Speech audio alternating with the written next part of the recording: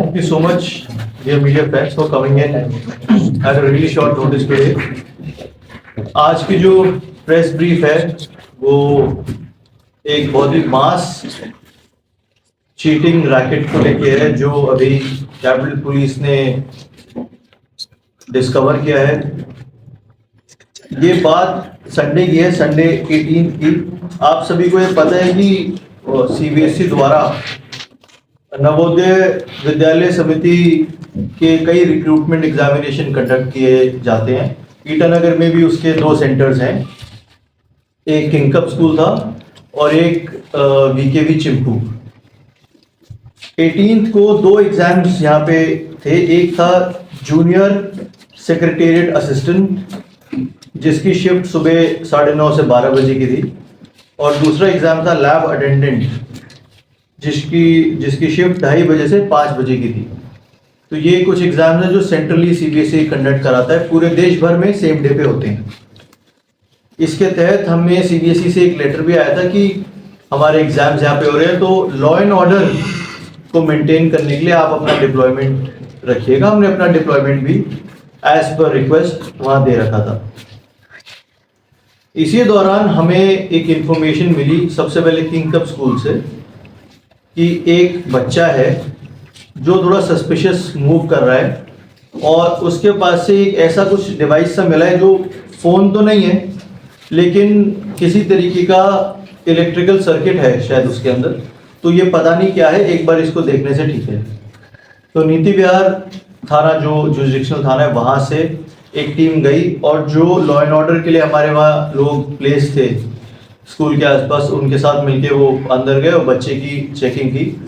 तो वो डिवाइसेस जो है वो भी हम आपको दिखाएंगे, एक डेमो भी विल ट्राई टू गिव कि वो कैसे वर्क करते हैं। बहुत छोटा सा एक डिवाइस था उसके पास, वो उससे मिला, और उससे भी छोटा एक ईयर पीस उसके कान के अंदर वाइल उसकी हम चेकिंग कर रहे थे तब मिला। फिर उससे फर्दर इंटरोगेशन किया गया और ये पता चला कि वो और उसके साथ कुछ लोग हैं जो जींद हरियाणा से आए हुए हैं, और उस सेंटर में वो लोग एग्ज़ाम दे रहे हैं। उन सबको राउंड अप किया गया, इंटरोगेट किया गया। उनसे पता चला कि एक और सेंटर है वीकेवी चिंपू का जहां इनके कुछ साथी प्रेजेंट हैं। तो चिंपू से एक टीम वहां पे पहुंची और सिमिलर कार्रवाई हमने वहां पे की। स्कूल अथॉरिटीज़ को बताया कि आप एग्ज़ाम थोड़ा सा बीच में रोकिए, हमें चेकिंग करना है एक आदमी का। फिर उनसे कुछ बच्चे हमें मिले जिनके पास डिवाइसेस थे। उसके बाद फर्दर हम इसमें डीप गए इन्वेस्टिगेशन में, तो पता चला कि इससे पहले जो शिफ्ट थी एग्जामिनेशन की, जो जूनियर सेक्रेटेरिएट असिस्टेंट वाली जो शिफ्ट थी, उसमें भी कुछ बच्चे थे जो इन्वॉल्व थे। वो कैसे हमें पता चला, क्योंकि ये जो बच्चे लैब अटेंडेंट का एग्जाम दे रहे थे, इनको इंटरोगेट करते हुए पता चला कि डिवाइसेस जो हैं इनको फर्स्ट शिफ्ट वाले जिनके एग्जाम हो चुके हैं, जब उनका एग्जाम हो गया तो उन्होंने अपने डिवाइसेस ही इनको दिए थे। तो ये करते हुए हमें पता चला कि और भी ऐसे बच्चे हैं। तो वो लोग यहाँ से एस्केप कर रहे थे वाया होलंगी, वो जा रहे थे, उनके पास एक टेम्पो ट्रैवलर भी था। फिर हमने उसको इंटरसेप्ट किया, वो ट्रैवलर रोका बीच रास्ते में, वहाँ से बच्चों को लेके आए। उनसे इंटरोगेशन में पता चला कि कुछ लोग आईजी पार्क में भी हैं, एग्जाम देने के बाद वहाँ पे रुके हुए थे और वहाँ पे सब लोग साथ में जाने की कोशिश कर रहे थे। तो वहाँ से जाके उन बच्चों को भी राउंड अप किया। 2 होटल्स भी पता चला जहाँ रुके थे। एज सच करके टोटल हमने मोर देन 50 स्टूडेंट्स को राउंड अप किया। राउंड अप करने के बाद ऑलमोस्ट 29 डिवाइसेस हमें रिकवर हुए हैं विद एसोसिएटेड ईयर पीसेस। और बड़ा ही इंटरेस्टिंग सा एक मोडस ऑपरेंडी हमारे सामने आया। तो मोडस ऑपरेंडी ये है कि जो एग्जामिनेशन का एडवर्टाइजमेंट था वो 2024 में निकला था, 1 साल पहले। तभी से ये जो बच्चे हैं जींद हरियाणा के रहने वाले, और कुछ इनके मिडलमैन हैं जो जिन्होंने इनको ऐसे लोगों से टच में लेके आए जो लोग ये क्लेम करते थे कि हम कोई भी एग्जाम हो वो पेपर निकलवा लेते हैं पहले से, और हम आपको रिमोटली उनके आंसर्स बताएंगे। ऐसे कुछ लोगों के टच में ये सब बच्चे आए। कुछ लोगों ने इनको इन बच्चों ने एक्टिवली उनको, कुछ बच्चों ने सीक आउट किया, कुछ बच्चे अपने फैमिली कनेक्शन से उनके टच में आए।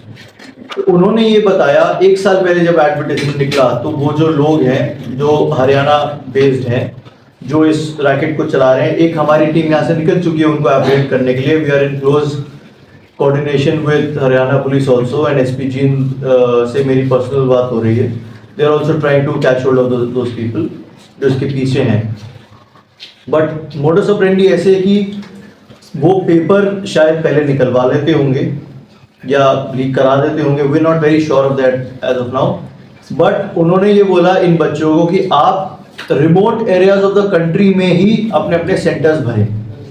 जैसे इनको दिया गया था, इनको बोला गया आप दीमापुर एक सेंटर भरें, आप सिक्किम में कोई सेंटर भरें और आप ईटानगर अरुणाचल में एक सेंटर भरें।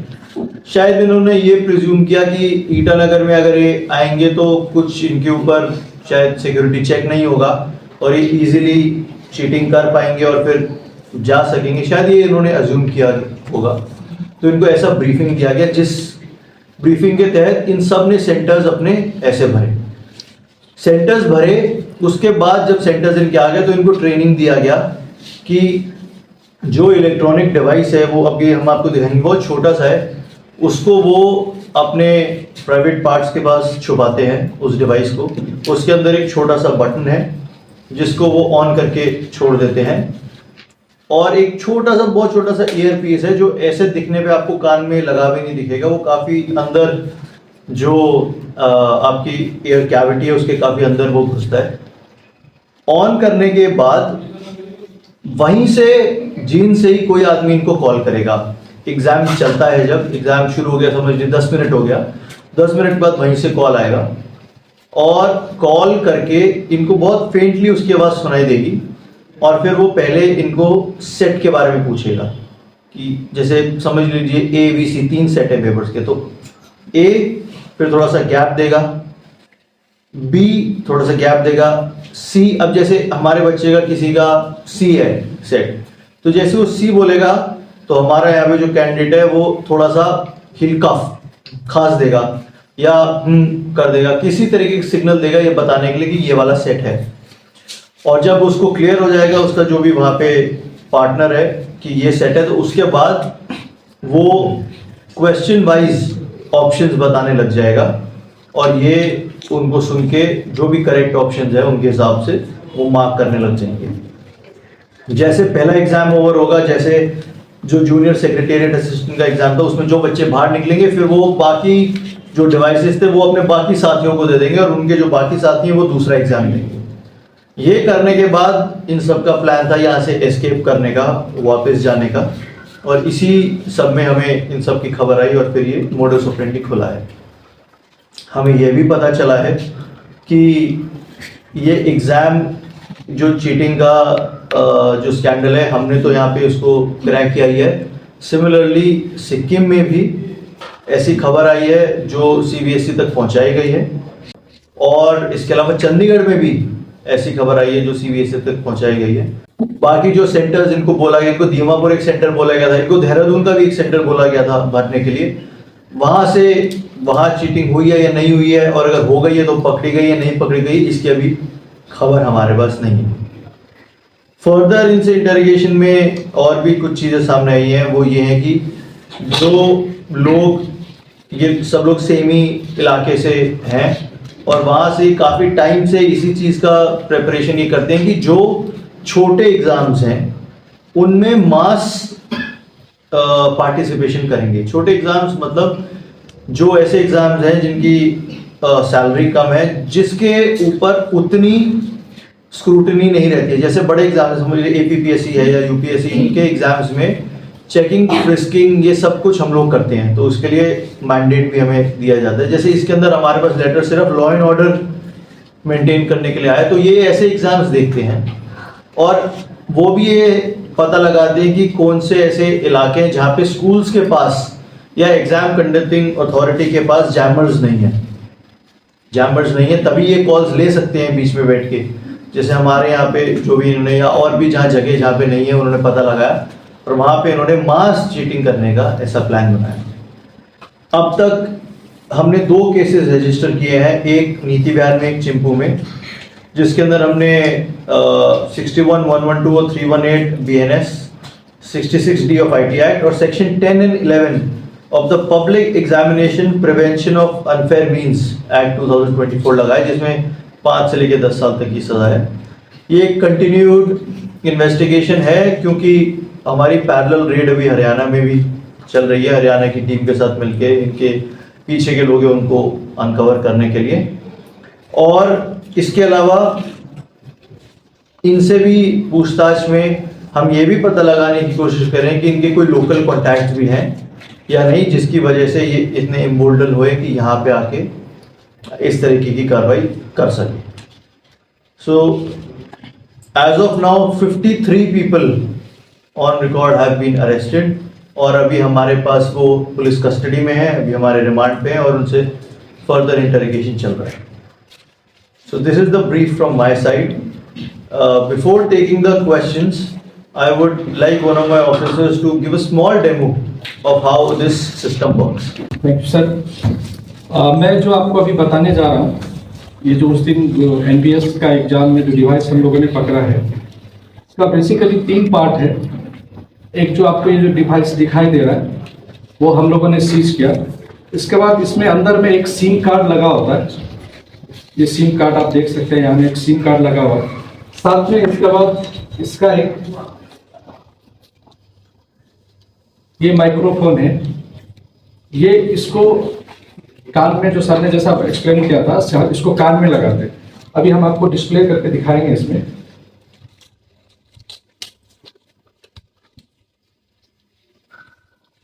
आपको दिखाई दे रहा होगा एक यहाँ में चिपकाने के लिए एक लगा हुआ है साथ में, जो है इसको चेकिंग फ्रिस्किंग करते समय वो लोग कैसे किस तरह से करता है, ये इसको साथ में ला करके इस तरह जो है अपना प्राइवेट पार्ट्स का अंदर में जो है अंडरगारमेंट्स में उसको छुपा करके लेकर के आ जाता है। हमने जब क्रॉस किया एग्जाम सेंटर में जाने के बाद, वो बाथरूम जाने का बहाने से जो है वो जाने के बाद यहाँ में आपको दिखाई देगा, यहाँ में 2 बटन, एक बटन लगा हुआ है, 2 बार ये ऑन हो जाता है।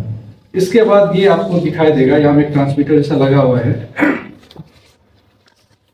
ये इसको इस तरह से सपोज यहाँ में कान में इस तरह से लगा लेगा।